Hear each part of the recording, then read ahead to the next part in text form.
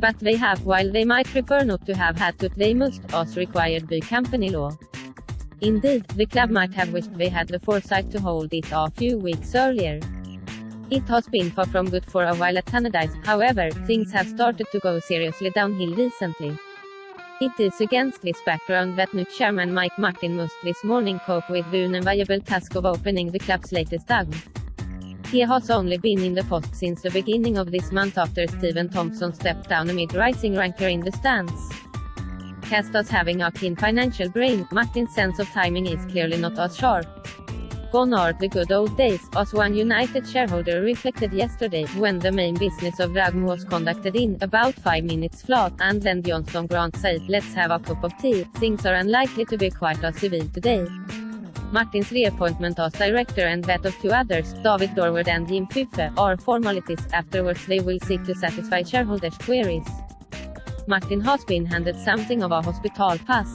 Despite only recently taking the chairman's seat, he is viewed with some suspicion and suffers from guilt by association to Thompson, a friend, but he should expect some clemency. He's just in the door so can't have too much blame laid at his feet, said the same shareholder. One tack to take might be to make a plea to supporters and supporters clubs to give him time to change things. I don't know what else he can say. It has been suggested that today's meeting falls during the bleakest time for the club since 1959, when they finished third last in the old second division, kept off bottom spot by Queen's Park and Monrose. Granted, things on the park have not reached such depths. But United could slip to 5th in the championship, and crucially to outside the playoff places, were they to lose to Morton tomorrow. It is understood Thompson, who still owns 52% of the shares, won't attend today's AGM. There's no obligation for him to be there. He has not attended a game since resigning as chairman. It is expected to be the first time a member of the Thompson family has not been present at an AGM since he had finally attained his dream and bought the club in 2002. His daughter Justine, once earmarked to lead the club, has since stepped aside. Her plans there will be unimaginable tragedy. Shortly before it passed away after a battle with cancer in 2008, she lost her husband Ken in a motorcycle accident. Ed's widow Kat has an honorary position at the club as president. She serves a crumbling kingdom that her husband beckoned their children, whose relationship with one another has soured amid the struggles and high emotion of running a club. Included in accounts shareholders will be asked to prove today is a loss for the last financial year of £1 million, current debt is around £5 meter. Justine attended last year's AGM, sat silently at the back of the room since she had already stepped down as a director. Like her brother, she has stopped attending games.